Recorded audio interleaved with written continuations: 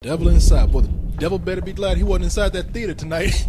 People were mad as hell. Oh, yeah. No, I think people going straight to hell to get their money back. I know. Hey, man, give my refund. And that was better. That was a better ending than the movie, where I was like, oh, for once, you guys finally fucking woken up and opened up your eyes to see what these movies are full of shit and how you should stop spending your goddamn money on them. I know. That's what I don't get. The ending, I ended the way I expected it to end because all these movies end the same way. And then suddenly they have the audience mad, like, oh, it cut off right. Something's about to happen. I'm like, every last one of these does this. I take that back. There are two that don't do it. Which ones? Cloverfield and Apollo 18. Okay, never saw Apollo 18. Yeah, I didn't see that one. No. Apollo 18 is basically a Twilight Zone episode that they were too cheap to shoot correctly. Yeah. So they just made it a found footage film. Oh, okay. But it's got like that dun dun dun ending on it. But all the rest of these, it's like a bunch of like watching slowly. Oh, someone has some. Okay. What? Did you see that in the corner? Oh, well, okay, all right, maybe not. Oh, there's a cat. You always got. I was about to say, you always got to get my man the cat in there with. And then right when you're like, oh shit, it's happening. Oh shit, what's gonna happen next? It's off. What? Wait, what? What's the rest of? And that's kind of like the shitty thing about it. I mean, because everything else before that, it was a slow crawling buildup. You know, they introduce you to the characters. They give you all their theories about what they think of exorcisms. As far as when you get introduced to the priest who perform these, and you know they're building the characters. But I mean, it's like until then, it's just kind of paint by numbers. Until like the very, I guess, towards the end of it, where it's like, okay, they're throwing a new element in these movies that I guess some people could say that it's pretty original. And then as soon as they start going with it, the movie's over. Yeah, you see, that's my problem with the movie, and I'll explain to you, Leon. And you know what? Tonight we were talking about the movies we were walking out. I can see what you like in it, and I can see some other people liking certain aspects of this film that we don't see in things like Paranormal Activity and the other two movies that follow, and other found footage movies out there. But this movie is about exorcism. And it follows a character named Isabella Rossi, played by Rossi, Rosini and Rossi, but played by TV actress Fernanda Andrade, I think is her name. Anyway, which is cool because being that she's a TV actress, nobody's really ever seen her in film. Right. And so it adds to the documentary film of this movie, which I think is one of the better aspects of this movie. But she's going to investigate her mother, who people believe she might have a demon in her, and she wants to explore the time that she killed somebody during an exorcism. Yeah. And there's a documentary filmmaker who's following her around. They go to Rome, and she ends up the Vatican City, and she ends up getting not only involved in the history of her mother's own exorcism, but she's getting brought along on a series of other exorcisms that these Catholic priests are exploring. These two renegade priests, who are operating under the wire. They're unsanctioned priests. The priests have gone rogue. We're going deep under that. Don't tell nobody. Shh, but bring your camera. They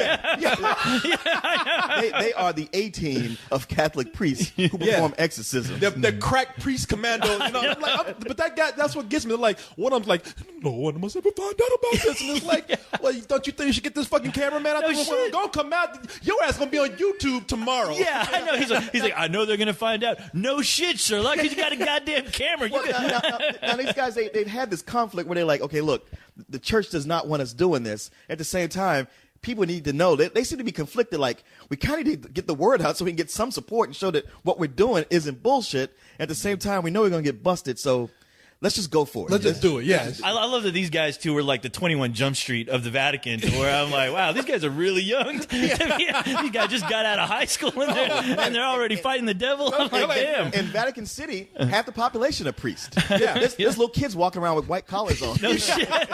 They hand them Bibles as soon as they're born. Yeah, no, you try to act like they're the dookie houses of the Vatican. Shit, you come out the womb with a fucking Bible in your hand. Yeah, but man, my problem with this movie, as opposed to what we see in these other films, is that, say what you will about the Paranormal Activity movies, but they're shit.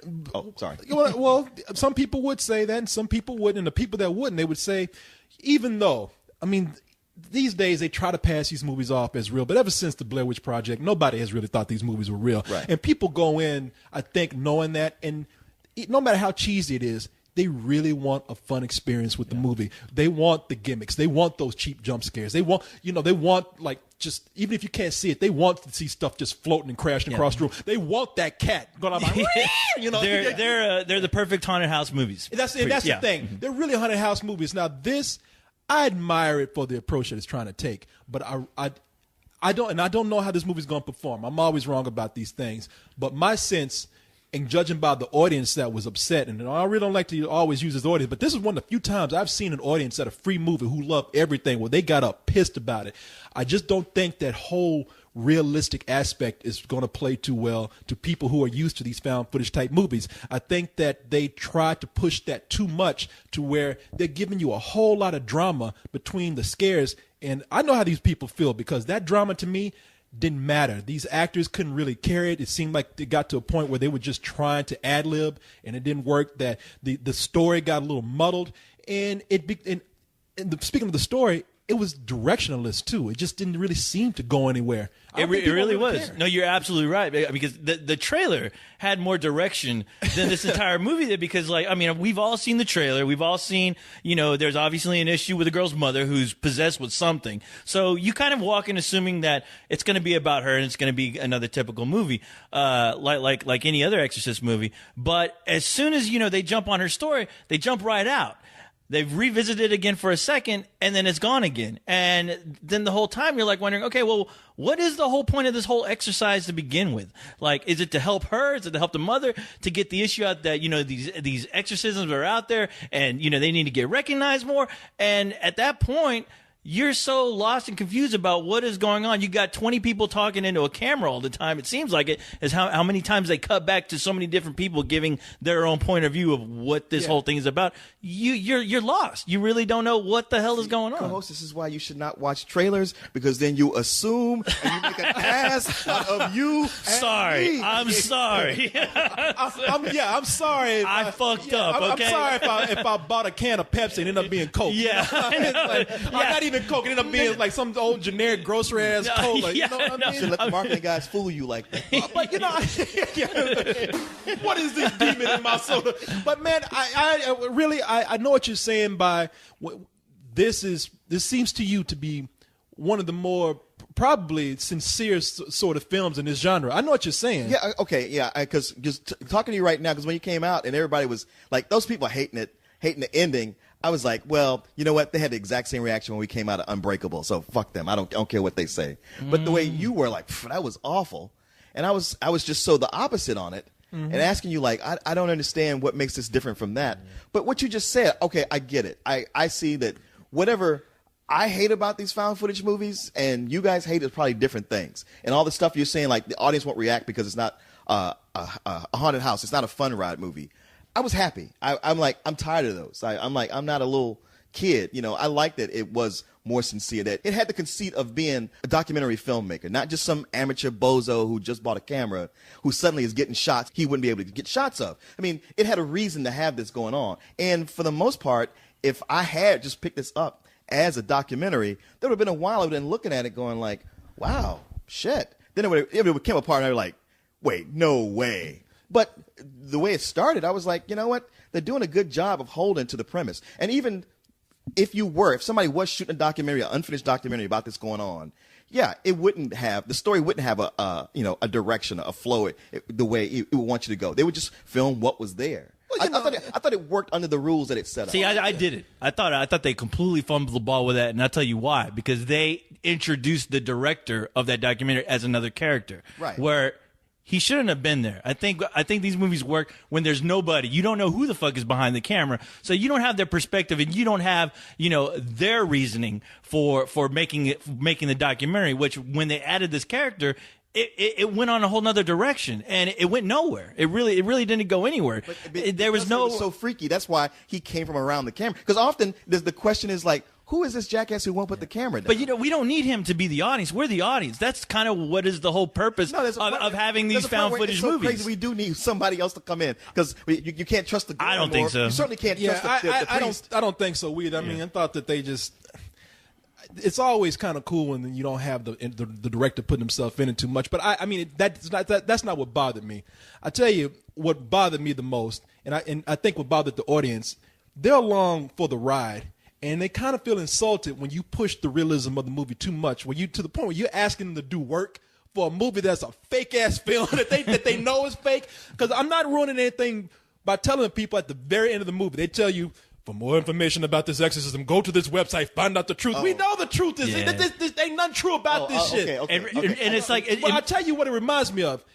It reminds me there was a movie that did this also, and people were just pissed that they felt insulted. It was that movie, The Fourth Kind. I was just going to bring that up. Yeah, I was like, Mila Jovovich because movie. that movie did it already. Then this time when it came up, I was like, all right, whatever. Because I was pissed when that movie did it. I was like, how dare you insult me and think that I'm stupid enough to believe Well, this? it leads up to nothing, too. I mean, the climax that we get, see, this is what I mean by directionalist. Like, the movie starts to get interesting after a bunch of just talking and people starting to confess to each other and getting angry at each other. And finally when people think like, okay, what's happening here? What is this demon up to? It's over. And people are literally like waiting. I mean, because the screen blacked out and people are like, what's going to happen next? Go to this website at www.fuckyou.com. You know, it seems like they're trying to get you like invested in the franchise. Or it's like going through one of those hell houses, and then all of a sudden you see all this crazy shit, and then there's a guy waiting for you at the door to go, here's a pamphlet so you can read more all about this. Hey, do you want to join our church? Do you want to join it? Hey, we got another one coming out next year. You ready for it? You've gotten to the point to where you're pushing your shit on me. You're not really trying to entertain me or to make me feel like I've just found a found footage, documentary. Yeah. You're selling me on a franchise at this point, which is what I think a lot of the people, I guarantee you a good 90% of them were really pissed off about that. But the fact that the movie had almost nothing to say that we haven't seen before. And as soon as it got interesting, as soon as people felt invested in that last 10 minutes, they cut off the goddamn camera. See, and how can you not be pissed off about I that? keep hearing you guys say this, and yeah, you're right about that thing with the website at the end. That was boneheaded. Because there was 3 cards that came up. It's like, check this out, and then after you do that, go look at this, and then after that, and then watch it on TV when it comes. Yeah, the devil was there himself. Would you like to find out more about possession? Allow me to possess your mama when you get home. That would have been awesome. In a devil costume, waiting outside, hand out Jack Chick comics. I know, man. I know. Nice wife you have there, sir. Let me get up in it real quick. Learn more about possession. But the whole thing of saying that nothing interesting happened until the end, I was like, all right, Blair Witch. Those annoying kids stumbled around up until the very end when something happened and it cut off.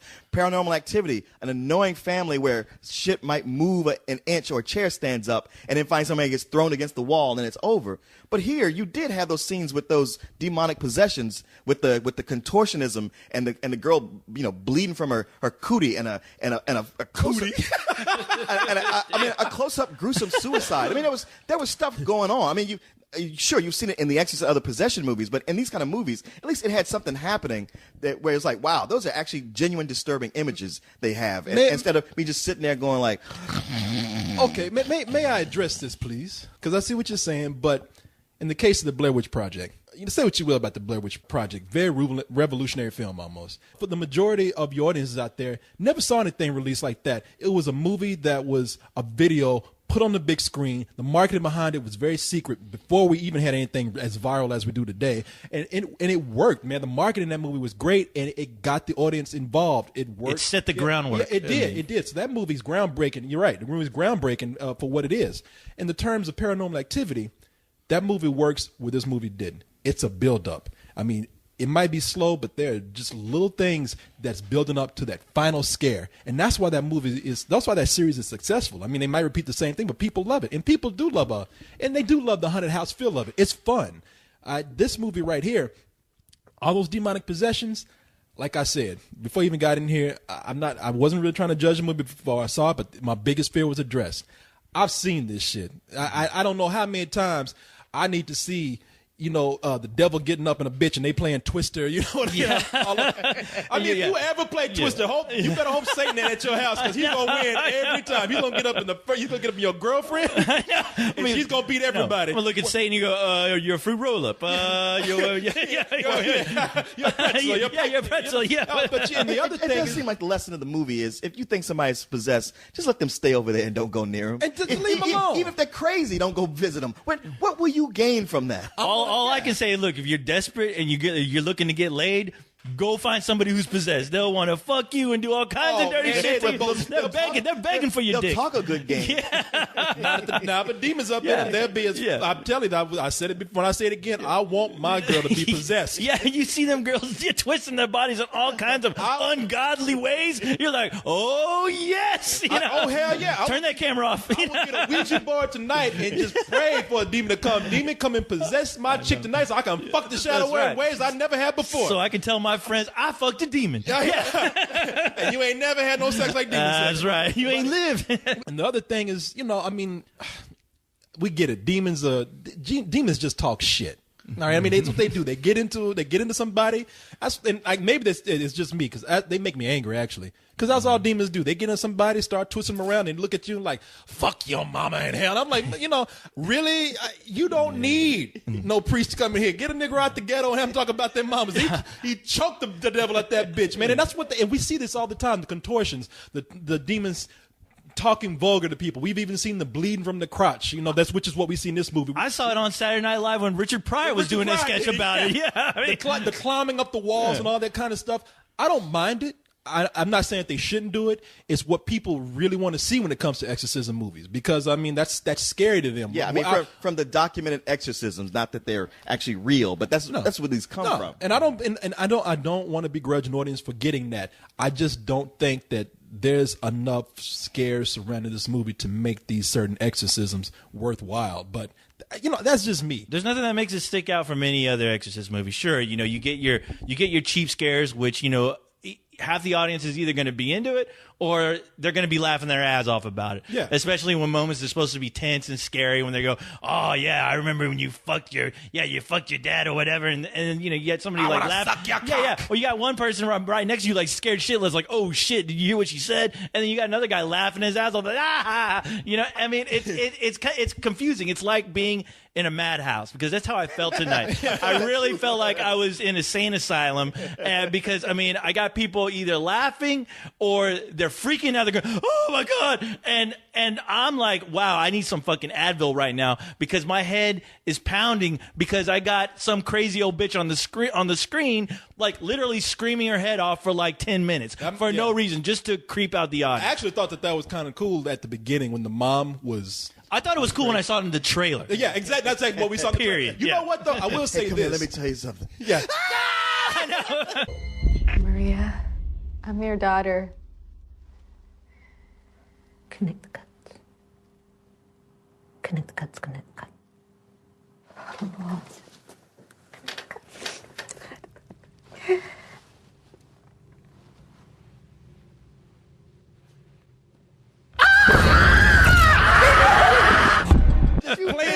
Just being tricky about that shit, just being an asshole about it. Yeah. But I really would like a demon to one time tell a priest, "Let me suck your cock," and the priest looks around like, "Okay." No, wait a minute, I'm just kidding. But man, I've seen it actually. Can't let you do that. Yeah, you're too old. Yeah. Corey, you're not visiting enough porn sites. It's out there. Tell you what, don't ever let me walk in there. I'll be like, all right, shit, I'm horny. But again, it's hard for me to gauge an audience. And speaking of Paranormal Activities, I would love to see how the movie is going to perform, because it was bought by $1 million by Paramount. Their cheap division. Yeah. Oh yeah, you can say that again. Well, they got a guy. He's working in the janitor's closet, acquiring the cheapest movies he can find. He bought it from the trunk of his car. I know. It looks so generic. Remember those black and white labels, the generic brands? I mean, I'm surprised they just didn't have a mountain and it said "film" at the bottom. It was that generic. I know. Generic exorcism movie. Yeah. But I think the division is called Insurge, and they bought it for $1 million. I mean, it's a $1 million they bought it for. All they had to do is make $2 million on the first weekend, and it's like, and here comes the sequel. and here, and you know, and they're putting their arms around Leon and looking at you, Nico, and like, we don't give a fuck. Yeah, okay? we don't care. In fact, Leon, we don't give a damn if you do like it. We still got fuck out our face. We got more shit to sell Leon. He's gonna buy our cookies. He's gonna buy all that shit. We got exorcism cookies, devil inside cereal. We got the devil inside action figures. You can be in that which way you want. Devil inside pretzels and fruit roll-ups. With the NXS soundtrack. You want all this shit. We don't give a fuck about you and Coles. We gonna sell this shit no That's matter right. what. So they're hoping for this movie to open enough to just even get the budget. And it will. Yeah, They will. And I think it will. They will. And like I said, it's really hard for me to gauge. I'm not even going to go by that audience because I don't know. But if I really had to bet on it, I just don't think that there's enough there to entertain. I mean, for these kind of movies, I think there has to be an element of fun. And this movie tried so hard with that realism. But I will say this. I do give it credit for building that mystery at the beginning of the movie. And that's why I'm so upset because I really was brought in, and I really was admiring the movie for that documentary feel. They explain the camera angles that are set up. Yeah. They have people that sit around, and I talked about the improvisation in the middle of the movie, but at the beginning, I felt like it was very real. There's tables where people are sitting around having debates about demonic possession, and I found that fascinating. I was like, I'm glad to bring in a level of intelligence. That was like that was the better part of the film. And it was the moment where I was like, oh shit, I'm about to eat all my words after what I said about that trailer. Oh fuck, oh well. Yeah, hey, you heard that, folks. He was accepted. It was good. And the other part of his brain said, Well, you know what? I mean, no, I can't let this happen. Okay, well the thing is, it was decent. I was like, it was like, all right, You did all not right. trap yourself with that. I know. I was like, all right, I can live with that. But as soon as those exorcisms started happening, I was like, thank God, woo! Because there's a part. you have exorcisms Yeah, there's a in this part exorcism movie. where it's just like, okay, just lodge. It's like, okay, you're so good at interviewing people. So what? Anybody can do that. But when it comes to the whole possession and things that happen after that, things that happen in this movie between where, there's a scene where something really horrific happens and it's dealing, the situation happens inside a church and something really bad happens. And then the next scene, it's like, okay, why is this guy just walking around? Like, that's a pretty big fucking deal. Like, how in the hell is somebody just going to let that guy mosey on out of that church after what just happened? And it was just like, okay, now you completely lost me logically. And there's moments in the film that are like, there's small moments in that film that are like that where someone like me, I don't like to overanalyze, but there's things that were just so obvious where it's like, really? You guys didn't think to write something better for that? Yeah, as smart as what they did to set up the movie to address all those complaints that people have started to and things that people have started to recognize and start to become keen on in these found footage movies, they slipped up and messed up themselves. I mean, they always get to a point where the urgency happens in the movie and they can't put that fucking camera down. No. To say their lives, no matter what. They're in a hospital talking about how they need to be in the hospital room watching that girl, making sure everybody's safe. And that asshole is still there filming, with that camera, and nobody has really been able to address that yet. I'm waiting for the movie where the camera is like surgically implanted in somebody's face, and they can't stop filming with an accident. Yeah, like the only way we could save him was to put this camera inside his head. Yeah, I'm wondering, and I'm still wondering, like, what kind of fucking batteries are you guys using for these cameras? I can't even keep my VHS camera on more than 5 minutes. I know. What the hell are you using? I can't keep my phone on for that long. Yeah, what battery shop are y'all shopping at? But yeah, I hate to do it because there is a lot of stuff that started well in this movie, but man, at the middle of the movie, I really did feel like they were not only did I feel bored, I just felt like they were trying too hard, and trying that hard just pulled back any sense of illusion that they were trying to have. And that combined with everything that I've seen before, nothing here to make everything that I've seen feel original or fun or exciting or scary, just leads me to give this some more bullshit. Okay. Well, I clearly didn't feel the way you did. Matter of fact, Clearly. It kind of gave me the stuff. I mean, I was kind of more eating my words because it gave me the things that I felt like I've been missing in the other movies. This is one of the first of these found footage movies where, I mean, okay, certainly Cloverfield is the first. Let's just say, except for Cloverfield, let's just put that asterisk on everything. Like, I'm used to going to these movies and just not liking the characters at all. Like, they just can't die soon enough for me. They have no depth. They're annoying. And here, I was, you know what, the girl, Isabella Rossi, I was like, you know what? As much as I laughed at her premise in the trailer, I get it. I'm with this. And I liked just about all the characters. You know, even those priests, they were a little, you know, out there, but they would be for what they were. All the conceits of what they set up worked for me. And even the fact that, like, okay, I could see where it'd be slow and not moving to other people, but I was like, you know what? I like this not jumping around and doing a lot of crazy shit. It is more like a real documentary. They set these things up.